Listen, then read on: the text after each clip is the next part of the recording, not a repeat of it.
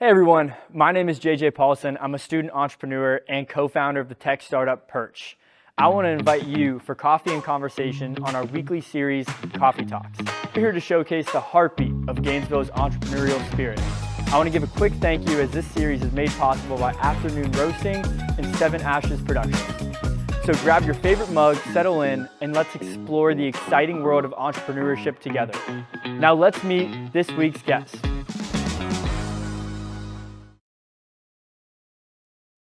So thank you guys for coming out. It's our second Coffee Talks of the new year. Before we get into it, huge thanks to Afternoon Roasting and Seven Ashes Production for continuing to support these and keep them running super smooth. Today, we have Mike joining us. He is one of the founders of the local climbing gym, The Knot. So Mike, I'm going to pass it over to you real quick so you kind of explain what The Knot is and what you guys do right now. Cool, thanks. Yeah, so The Knot is a climbing gym. It's a place for people to come learn to rock climb, kind of get a sense of adventure, and yeah, we're on South Main Street. We're a kind of a historic climbing gym.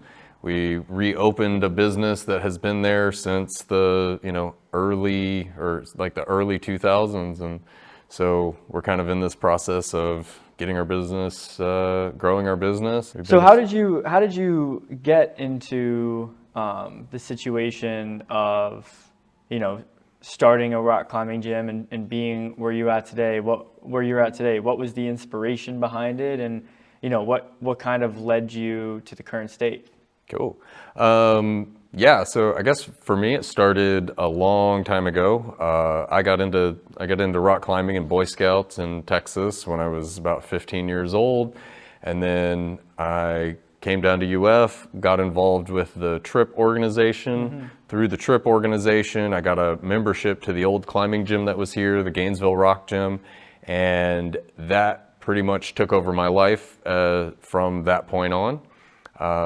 I've always kind of had this sense of entrepreneurship from doing like baseball card sales or, business plans, or always wanting to come to school for, I have a business minor and doing all that stuff. And so, way back in the day, we kind of went and looked to see if this would make sense as a business, and then paths kind of changed. And then climbing took me all over the place. It literally took me around the world. I've climbed in, South Africa, South Korea, Europe, all kinds of places, and had been traveling for a while, and kind of landed back in Florida with this sense of, what do I do with myself?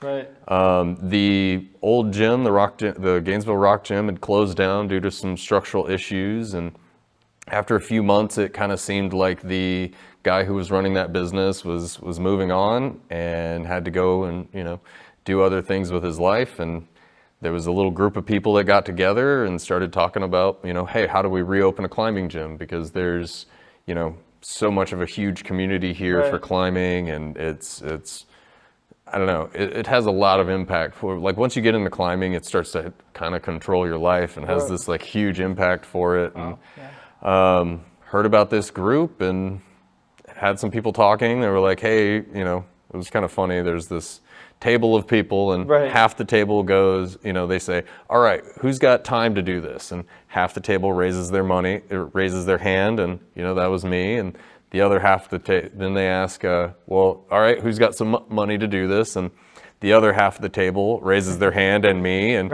I was the only person at the table that raised my hand for both. So everybody just looks at me, and it looks like, so you're doing this, huh? And that was kind of the story that kicked it off. And a very long time down the road, lots of hurdles and lots of challenges along the way, we ended up reopening a climbing gym. It's kind of been one of those things where I'd been, I don't know, just sort of chasing a dream, chasing an adventure for a long time, and finally settled into running my own gym. No, I mean, that's awesome. So when you shared, you basically were traveling the world climbing, what ultimately landed you back in Gainesville? Was it just because that's where your roots were and you wanted to come back, or? Well, no, I ended up back in Florida to help my dad after some knee surgery, and I was kind of, looking for direction. As fun as it is, like just being that kind of going off and adventuring and doing all of that, it kind of got to feel a little bit too self-serving, Right. where it was like just about me. So I don't know. I always wanted to do something bigger, and then I spent some time thinking about, what am I really good at? What do I know things about? Where are my strengths and talents? And kind of landed on climbing gym. And then it was, well, where would be a smart place for me to do this? I was looking, I'd lived here for a little while afterwards and still had friends here in town. Right. And Yeah. it really looked like, especially because the gym had closed, it looked like there was an opportunity. And, I don't think it can be understated the importance of the network of people around you for when you're trying to start a business. Right. Got involved, got here and really realized that there are so many great ways to help a business start here in Gainesville. One of the first things I did when I was trying to start this business was rented space at G-Tech, which was Gainesville's tech entrepreneurship Right. center that's out in East Gainesville. And Right. that was probably that was one of the first real steps. I had done a previous business pitch at one point with 1 million cups way back in the day. This was Right. probably 2017. And at this pitch, it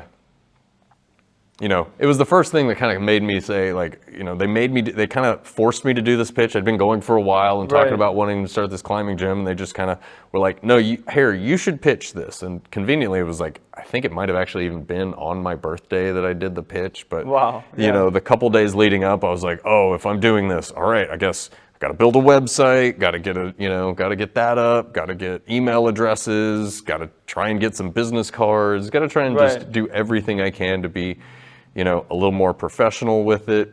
And doing all that, I don't know, I guess the difference that I feel like for me is that, a lot of entrepreneurs when they're starting ideas don't want to say something. They don't really want to talk to people about what they're doing. For me, I kind of went the other route with it where I was like, I'm telling everybody, this is my accountability. This is me. I don't know. I can't handle the saying something and then not doing it. So Right, the more totally. people I said it to, the more people I was like, I can't back that up. Oh, there's more people. I can't walk away from this. And Right. I really think that helped me make it through a lot of this stuff because, it was years of trying to find space, waiting on big projects to happen Right. that never happened, or all the time it takes to just even figure out what's going to happen. And Totally. Yeah. we even hit. I don't know if you remember, there was a global pandemic at one point not too long ago. Might briefly remember it. Yeah. And so it's like all that stuff it helps weirdly helped keep me going. Right.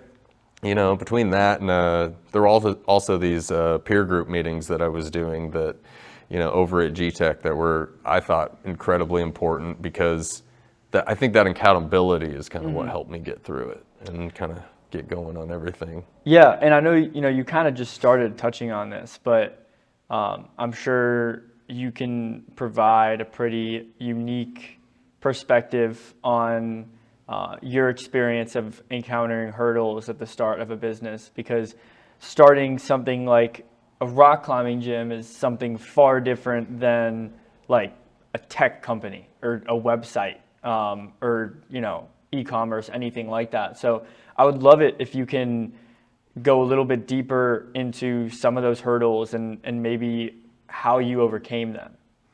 Yeah, I'd say it's different, but all the hurdles I went over are probably different from starting a tech company. Right. But every company, every business, when you're starting it, has challenges and hurdles. So Totally. we were, for a climbing gym, the physical space is just critical is absolutely critical. I can't have a business if I don't have a building. And so real estate and property became something I had to try and figure out. One of those early hurdles was, we spent a year and a half just waiting on a real estate project to start that still hasn't started. And, so that was the challenge that we had to figure out. I had to learn, how do I even rent real estate? How do I Right. even do that? Yeah. We tried to buy a piece of property at one point, and I had a realtor who, not to denigrate the profession, but I was sitting there with this guy watching him write the contract, and I was like, is this the first time this guy's ever even looked at this contract? I was like, what is even going on here? And then I took the next step of wait, for what this guy's gonna make for the commission off of this, I can just get my own license, do this myself, and make the commission. So I ended up, having to learn how to do real estate. And I think that's been a huge value that I've been able to have because, while I went and learned that, I was able to create a little bit of a side career while I'm waiting on real estate projects to move forward. And then eventually I was able to be my own realtor Right. on the building that we got, which, okay, now I have to figure out, how do I buy a building? Oh, now we hit environmental hurdles with, is this building okay? It used to be an industrial laundry, which can be the absolute worst thing in real Right. estate that you could find. Right. So had to figure out how we address that. Turned out it wasn't actually a problem. Then had to figure out, how do you get a building uncondemned?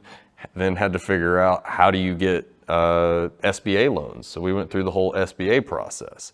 I did things backwards where I got some information, I got some contractor information, went to a bank, gave them all this, went back, got better quotes, more accurate quotes, and my more accurate quotes came in $80,000 more than we thought it was going to. And when I went to this bank, they're like, you didn't question this guy that he's going to charge you another $50,000, $80,000 for this thing? I was like, well, I didn't know. And they're like, well, have fun. So had to restart, went to another bank, upped how much I needed, blah, blah, blah, all of these sort of things. And while they're different hurdles, I think it's the same thing between businesses. All businesses, you kind of hit this, I don't know, I heard it referred to as the trough of sorrow, Okay. where there's all of this momentum and all of this excitement when you start a business. Right. And you're like, yeah, I'm doing this. It's so exciting to get things started. But once you get over okay, I've already told everybody, all my friends know, they don't really care that I'm like, okay, yeah, you're starting this thing. Okay, you're starting this thing. The momentum starts to go, and then you start hitting these hurdles, and you're like, man, is this thing ever actually going to be a thing? Does this Right. ever come back? And so, I think for me, I don't know, my girlfriend would probably corroborate this, that I'm pretty stubborn with some things. And, for me, it was just, I don't know, in a way, blind persistence of just, I just keep going. I feel like I've learned a lot of lessons through rock climbing. Right. Where, when you're out climbing, if you're trying to climb something that's really tall, really scary, and I've done some things where, that are really tall, really scary, and without ropes and stuff like that. And the only thing you can, when you're starting a project like that, the only thing you can do is know the second you grab onto the first hold, you don't even touch the first hold if you don't know you're going to get to the top. Right. And when you're there, when you're most of the way through that climb, some of those scaries come in of oh, okay, that's still a long way up. Oh, that's a long way down. So it starts to, I've developed this mindset that, once you get into hard stuff, the only thing you can count on is that it will eventually get easier. Right. It may get harder again too, but it will eventually get easier. You will Right. eventually get to the top as long as you just kind of keep pushing through it and keep going and stay calm and just, once you decide you're going to do it, do it.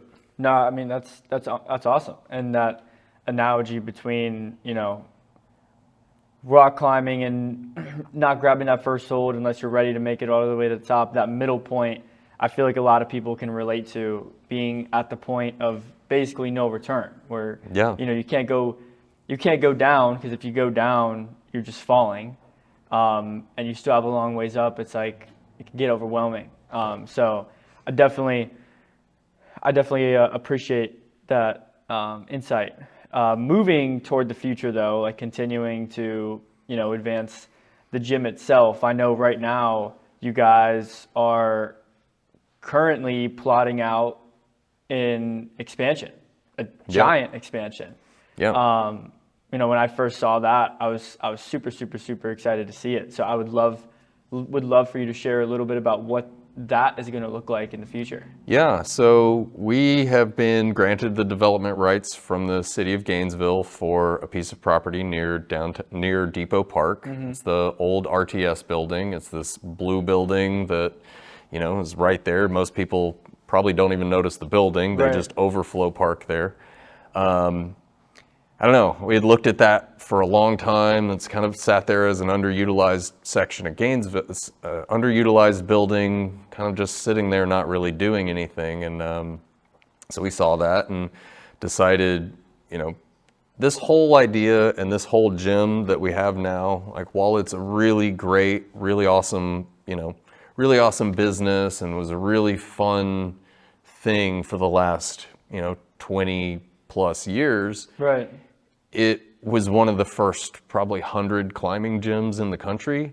So it wasn't really designed well. It has like some kind of challenges as far as like letting kids and family, letting kids be able to just kind of like run in there. It's got places where you'll have, if you let kids run up, they'll be running underneath full-size adults climbing. And so, Wow, yeah, so there's kind of some issues with it that modern climbing gyms, all the things they're building out west in California and Colorado and Texas and really almost everywhere else but Florida have thought about and planned. And so while it's a really big expansion for us, it's bringing something that brings Gainesville up to the level that you would expect a city the size of Gainesville to have for a climbing gym. Right. I mean, if you look at like Boulder, Colorado, Boulder, Colorado has 3 climbing gyms that are almost, 3 climbing gyms that are the same size as the one we're trying to build. But Right. the big thing with Gainesville though is, as cool as Boulder is for all of that outside sports and stuff, Gainesville has a way better history with, sports and human performance sure. and stuff like that. I mean, there are something like 164 Olympic athletes that have come through Gainesville. For sure. University of Florida has more Olympic medals than some countries do, than a lot of countries do, actually.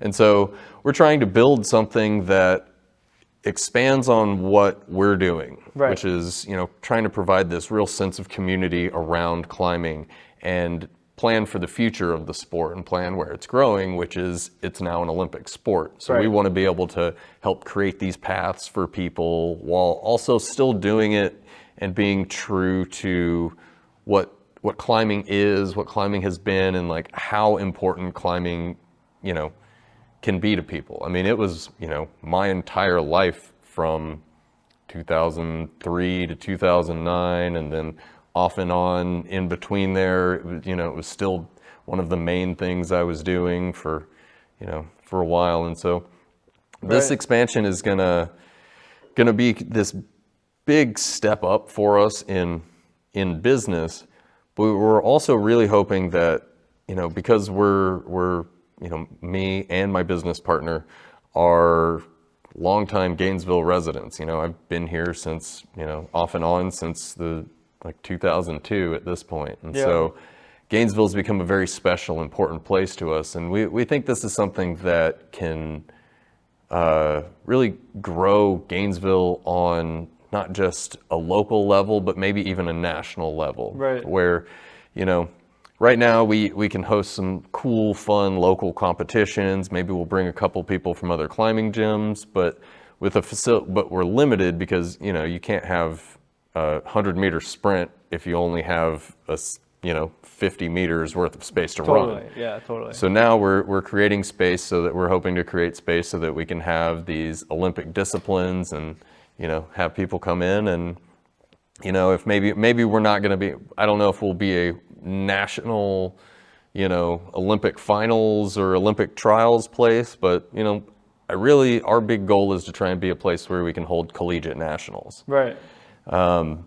Beyond that, so the other components that we're trying to do in this project, we're trying to add a skate park, which is another new Olympic sport, and a standing wave, which is, you know, surfing is now another Olympic sport. Right. The wave, we're still, you know, that's the kind of the reach for us, the one that we're like, oh, will that work here? Yeah. I don't know, you know. Definitely. It's really expensive to build, but the idea is we're trying to bring 3 Olympic sports to downtown Gainesville, 3 new Olympic sports to downtown Gainesville, and really try to define something that's unique, that I think is very uniquely Gainesville.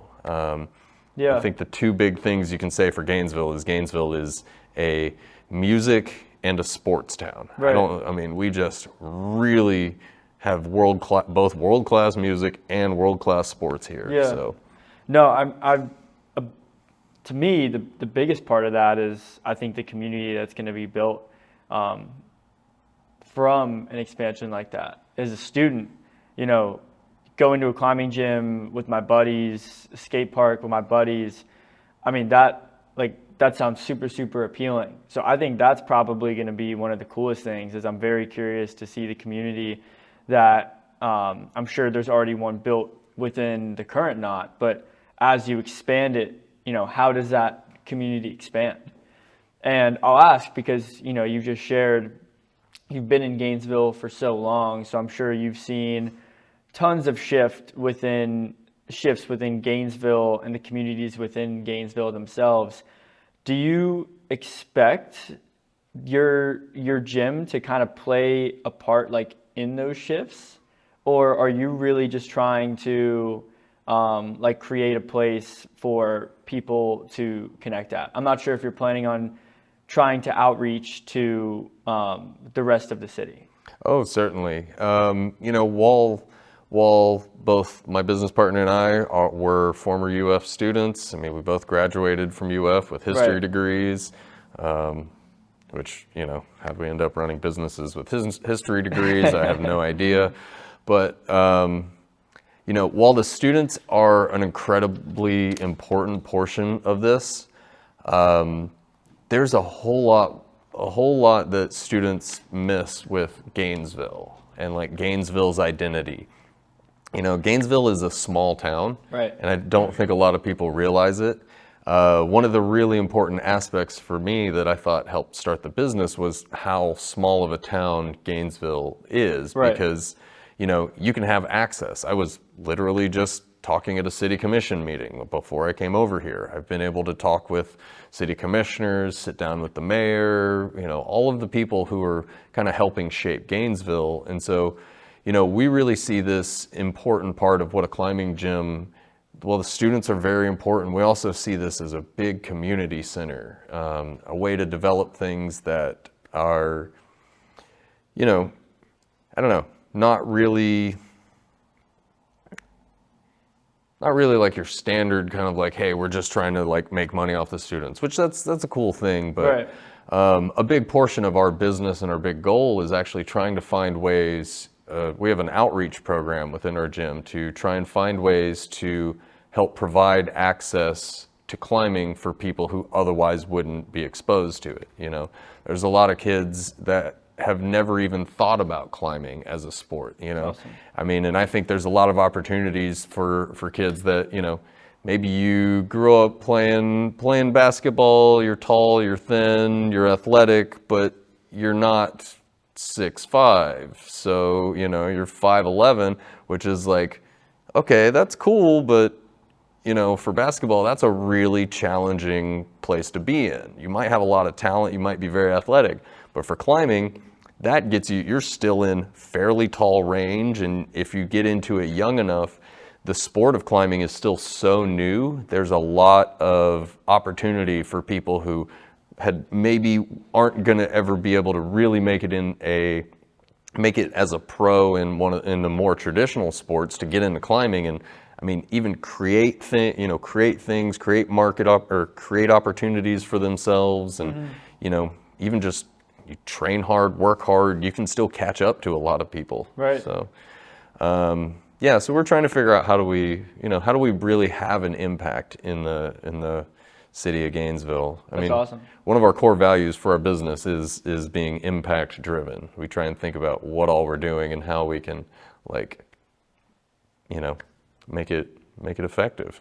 That's awesome. Yeah, I know we're cutting it toward the end of the segment, but I wanna give you an opportunity to share about the downtown organization that you're starting to Sure. put together. Yeah. I'd love to kind of wrap up with that. I think when you shared it with me over the phone, it was great to hear. Yeah. So in addition to the climbing gym, we're trying to figure out how do we revitalize and revamp downtown Gainesville. Right. So I've helped push together an organization of, you know, downtown business owners and landlords and residents to come together and figure out what can we do to make downtown feel a little bit more exciting, feel a little bit more of, you know, it's the place. There's a reason, I mean, you know, there's a reason a lot of us live downtown and really Right. enjoy living downtown that live Totally. here. And so I think that can be lost on some people. You know, there's narratives you look at online that, you know, kind of say downtown is scary and dangerous and, you know, all of these things. And I would really challenge that narrative. I mean, I think if you've been to any major city anywhere, the problems that downtown Gainesville is facing are the same ones they're facing everywhere else. Totally. So, you know, I really think this is an opportunity for us to get together and try and figure out how do we impact our own downtown? How do we impact our own backyard? Right. I think that adage of you know, think globally, act locally Yep. is really important. And so we're hoping this organization can kind of lead a group of people to do that for ourselves. You know, you can't just sit there and say, oh, I wish somebody will do this for me. Right. No one's ever going to do that for you. You just have to, I said this earlier, but there's a Martin Luther King Jr. quote, or it's not a quote, I guess it's an analogy that says, take the first step in faith. You don't have to know the whole staircase, but just take that first step. Right. And I think that's what, you know, that's the only thing you can do with a lot of this stuff. And that's what we're hoping this organization can do, is be that first step towards, you know, building and revamping and revitalizing. That's awesome. That's awesome. I'm really excited to see the progress that is made through that. Thanks. Definitely really appreciate you coming on and sharing about the knot today. It was super, super cool to hear it. Thanks. And yeah, that's about it. Thank you everyone for coming. Yeah, cool. Thank you. Thanks for having me. Yes, sir.